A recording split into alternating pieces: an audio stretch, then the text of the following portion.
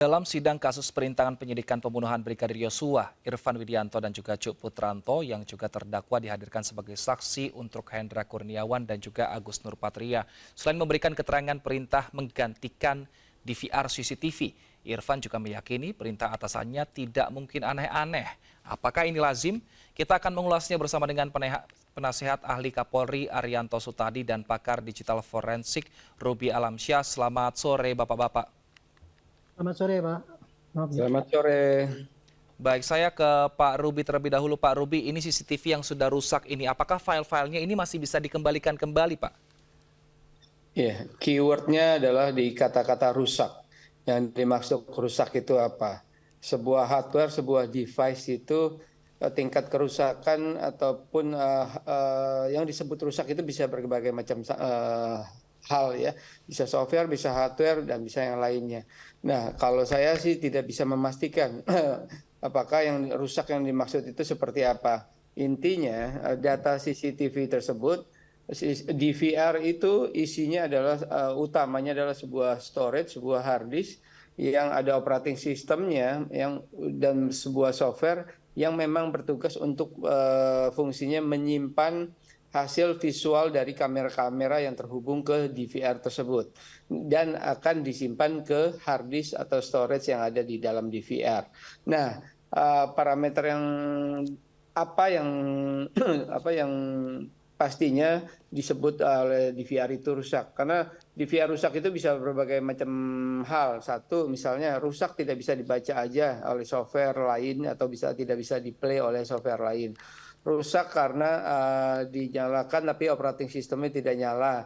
Rusak karena secara fisik dirusak, secara fisik dihancurkan, secara fisik dilakukan perusakan secara fisik. Tetapi semua kerusakan-kerusakan tersebut bisa diidentifikasi dan bisa dipastikan kemudian apakah sebuah data ataupun data-data yang ada di dalam storage DVR tersebut bisa di-recovery atau tidak. Saya tidak bisa menjawab secara pasti.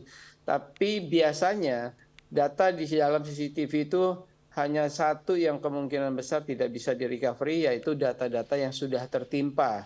Sedangkan di kasus yang sedang berlangsung ini, sepengetahuan saya, data-data adalah utamanya adalah masih dalam jangkauan waktu yang sangat dekat, alias data tersebut sedikit kecil kemungkinan sudah tertimpa. Jadi balik lagi di pertanyaan awal, yang dimaksud data atau CCTV itu rusak itu perlu dipastikan, perlu diperjelas. Siapapun yang menyebutkan bahwa CCTV itu rusak perlu memperjelas secara teknis yang dimaksud rusak itu apanya. Baik, yang tidak bisa digantikan adalah yang ditimpa ini maksudnya seperti apa, Pak Ruby? Ya, jadi ada teori di ilmu komputer, data yang sudah terhapus itu pasti bisa di-recovery. Tetapi data yang tertimpa atau overwritten itu tidak akan bisa di-recovery. Nah, kalau di CCTV itu misalnya disetting misalnya dalam 2 minggu sekali dia akan melakukan penyimpanan, dan minggu berikutnya alias minggu ketiga, hari pertama di minggu ketiga, dia akan menimpa data di hari pertama. Nah, itulah sehingga data tanggal 1 akan tertimpa dengan data tanggal 15. Nah, data tanggal 1 ini karena sudah tertimpa pasti tidak akan bisa di-recovery oleh teknik apapun karena datanya sudah tertimpa. Nah, itu yang biasa terjadi di CCTV, yaitu data tertimpa dengan data yang lebih baru, di mana itu adalah settingan standar yang biasa disetting oleh admin ataupun pemiliknya, mau berapa lama hard disk tersebut menyimpan data dengan resolusi yang seberapa besar. Baik, saya ke Pak Arianto. Pak Arianto, ini diperintahkan bahwa nyatanya Irfan dinilai untuk mengganti DVR ini atas perintah Agus Nurpatria, dan Irfan juga langsung menggantikannya karena menyatakan tidak mungkin ada aneh-aneh perintah dari Agus Nurpatria ini. Nah, sebenarnya seberapa luas atau cakupan dari penyelidikan pihak kepolisian mengenai CCTV ini? Apakah benar ketika ada perintah langsung mengganti saja atau perlu ada penjelasan berikutnya? Ya, kalau untuk memahami ini ya, mestinya itu kita melihat peristiwa itu secara utuh, Pak. Setahu saya peristiwa ini dulu ya, itu dulu kan pertama kali Pak Sambo itu sebetulnya melakukan penembakan dengan ajudannya. Tetapi kemudian dia menskenariokan seakan terjadi tembak-menembak.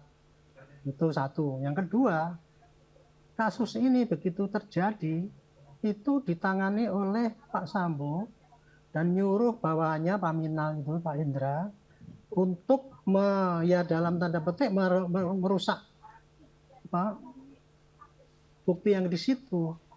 Itulah makanya itu yang menangani pertama kali itu adalah dari Paminal.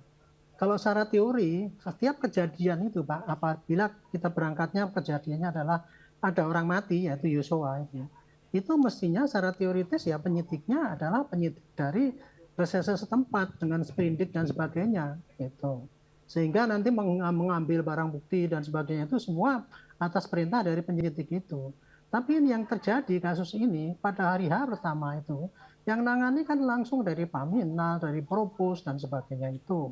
Sehingga dan itu perintah itu kan itu suruh ngambil CCTV segala itu kan yang nyuruh kan bukan dari Barreskrim. Tetapi yang disuruh Barreskrim kebetulan siapa itu tadi? Si Irfan ya, itu kebetulan orang Barreskrim. Ya karena dia mengada linknya dengan Pak Sambo gitu kan.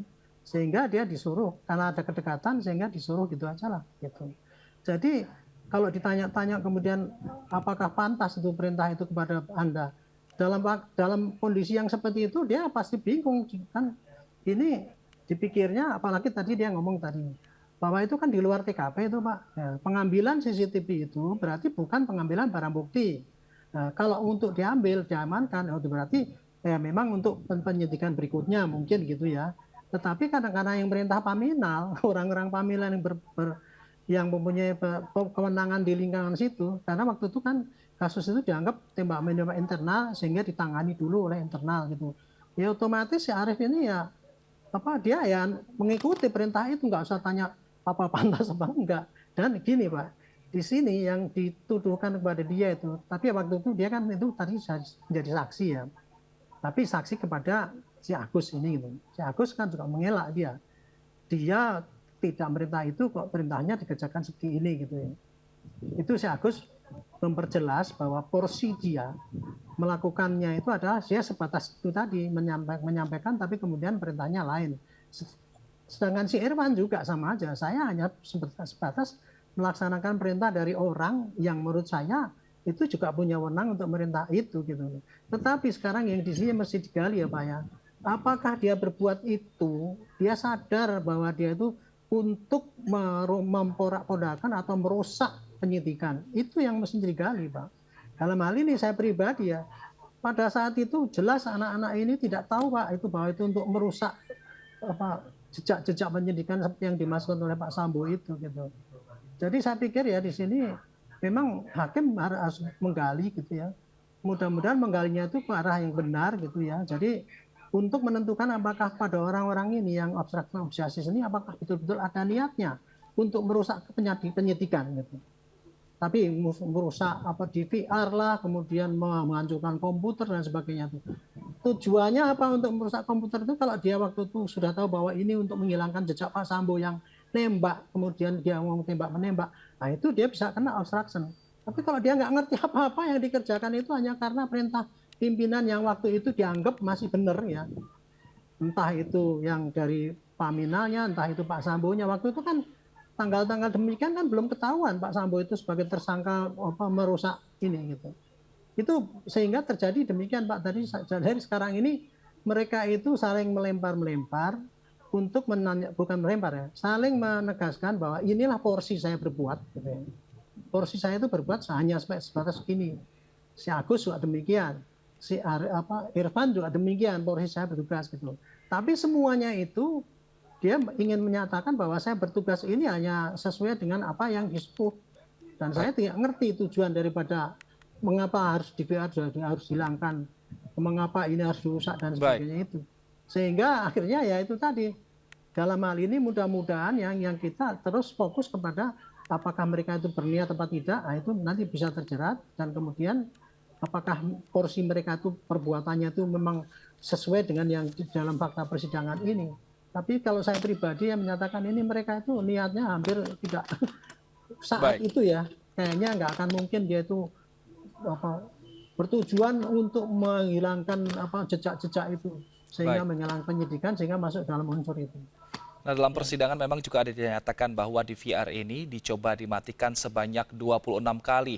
Nah, lantas apakah bisa hilang jika ternyata ada proses mematikan secara paksa untuk DVR ini? Nanti akan kita bahas Bapak-bapak usai jeda berikut. Pemirsa tetaplah bersama kami di MNC News Now.